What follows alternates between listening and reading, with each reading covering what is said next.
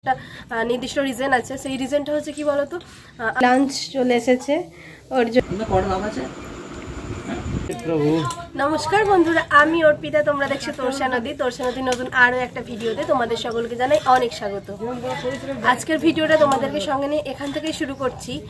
আর মাঝে একটা দিন ভিডিও করতে পারিনি বা একটা দুটো দিন ভিডিও আসেনি, তার একটা নির্দিষ্ট রিজন আছে। সেই রিজনটা হচ্ছে কি বলতো, আমরা এসেছি মায়েদের এখানে একদিন হলো, কিন্তু মাহি আসার আগে থেকেই তোমাদেরকে ভিডিওতে শেয়ার করেছিলাম যে মাহির মুখে ঘা হয়েছে এমন একটা বিষয়।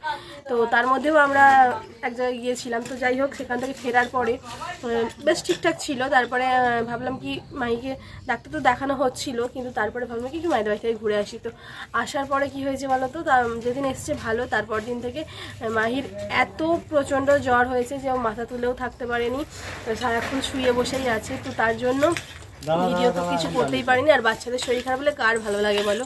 তো কিছু ভিডিও শ্যুট করতে পারিনি, মন তো খুবই খারাপ, আর সাথে সাথে মাহিরও শরীরটা খুবই খারাপ। আজকে সকাল থেকে একটু উঠেছে, তাই ভাবলাম কি আজকে থেকে ভিডিওটা তাহলে আবার কন্টিনিউ করতে থাকি। তার জন্যই মাহিকে নিয়ে আজকের ইন্টারভিউটা তোমাদের সঙ্গে দেওয়া, আর ব্যাপারটা সবটাই তোমাদের সঙ্গে খুলে বলা।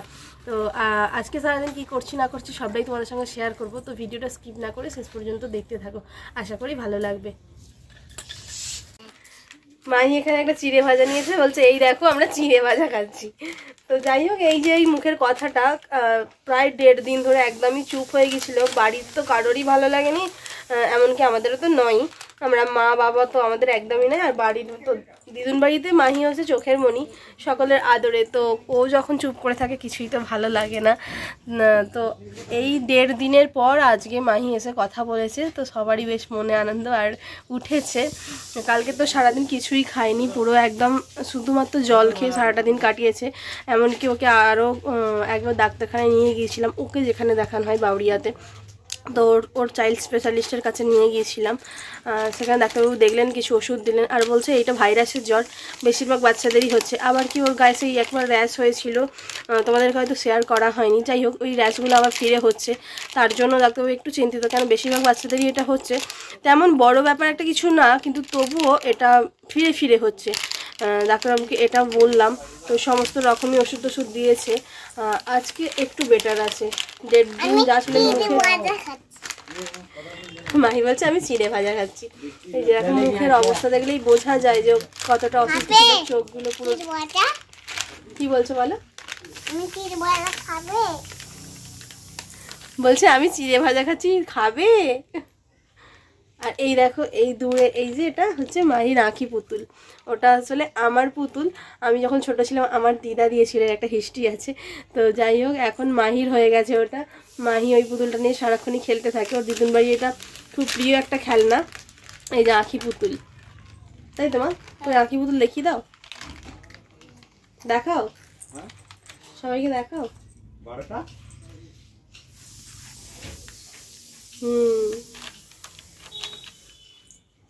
ঠিক আছে, তো ঠিক আছে, তুমি খেয়ে নাও, খেয়ে নাও। তো চলো আবার পরে কথা হচ্ছে। এই কয়েকদিন ধরে বেশ বৃষ্টি হচ্ছিল, আর আজকে দেখো বেশ রোদ ঝলমলের দিন, আর গরমটাও ঠিক তেমনই আছে। আর এই দিকে কারেন্টের কাজ হচ্ছে, তাই সকাল থেকে কারেন্ট নেই। 220, 440 সব লাইনগুলো ওই কেবল লাইনে কনভার্ট হচ্ছে আর কি। এই কাজটাই হচ্ছে। আমাদের দিকে অনেক আগে হয়ে গেছে, মায়েদের এখানেই এখন হচ্ছে দেখছি। মাহির লাঞ্চ চলে এসেছে, ওর জন্য আজকে আছে বাটা মাছ দিয়ে সব সবজির একটা ঝোল আর ভাত। যেহেতু শরীরটা সেই রকম ভালো নেই, কিছুই একটা খেতে চাইছে না, তবুও এটা আজকে ওর লাঞ্চের জন্য রেডি করা হয়েছে। দুপুরের পর এখন সন্ধ্যা হয়ে গেছে, আর তোমরা দেখলে দুপুরে মাহির লাঞ্চটা রেডি করেছিল মা, আর যা রান্না করে দিয়েছে ওর জন্য একটা গাল যদি খেত তো মনটা ভালো লাগতো। এক গালও ভাত গালে পড়েনি জানো, সমস্ত রান্নাটাই শুধুমাত্র করাই যা সার, এক গাল যদি খেত তো ভালো হতো, ভালো লাগতো অন্তত। এখন শুধু বলে না, বেশ কিছুদিন যাবত, মানে এক সপ্তাহ কি তারও বেশি, একবার ভাতও খাচ্ছে না, মানে একটা গালেও ভাত খেতে চাইছে না। এমনি মাহিমা ভাত এতটা পছন্দ করে না, কিন্তু তবুও জোর করে হলেও একটু আধটু যা খেত, শরীরটা খারাপ হওয়ার জন্য একদমই খাচ্ছে না। আর এইদিকে আমি জামা কাপড়গুলো একটু গুছিয়ে নিচ্ছি, মাই গুছিয়ে নেয়, কিন্তু মা এখন মাহিকে নিয়ে বাইরের দিকটা আছে। কি করছে কি জানি। আর দিদুন বাড়ি এলে তো মাকে ছাড়ে না, মানে মাহি দিদুনকে একদমই ছাড়ে না, সমস্ত কিছুটা দিদুনকে করে দিতে হবে। তো যাই হোক দেখি, আমি জামা কাপড়গুলো গুছিয়ে নিই আর মা কি করছে একবার দেখবো।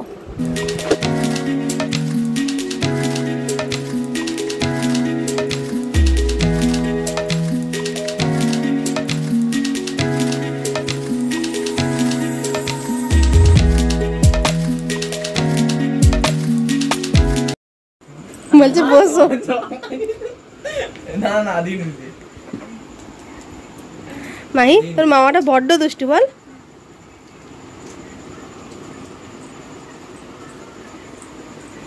কিরম বদমাইশ দেখ। হ্যাঁ কি সেলফি তুলো, সেলফি দানা পাঠালে। মাহি বসে একটু মামার সঙ্গে গল্প করো।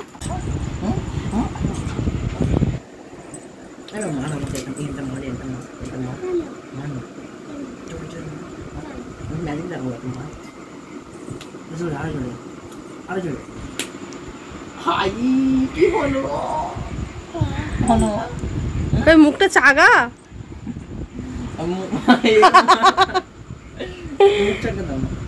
কটা দাম আছে? কটা আছে দাম? সবগুলো না, কটা আছে? মাহি বাইরে ছিল, তারপরে ভাই আসতেই ভাইয়ের সঙ্গে চলে এসেছে।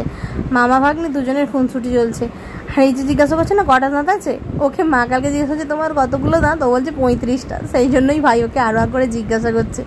এই হচ্ছে ব্যাপার। তো যাই হোক চলো আজকের ভিডিওটা আর বাড়াবো না, এখানেই শেষ করছি। দেখা হবে নতুন কোনো দিনে নতুন কোনো ভিডিওর সঙ্গে। ততক্ষণ পর্যন্ত সুস্থ থেকো, ভালো থেকো, জীবন সাথে বইতে থাকো আর দেখতে থাকো তোরসা নদী। এখানে দেখো আমার মাহির বায়না হয়েছে মামাকেই জলটা খাইয়ে দিতে হবে, অন্য কেউ খাইয়ে দিলে হবে না। চলো দেখা হচ্ছে নেক্সট কোনো ব্লগে। ততক্ষণ পর্যন্ত তুমি ভালো থেকো, সবাইকে ভালো রেখো।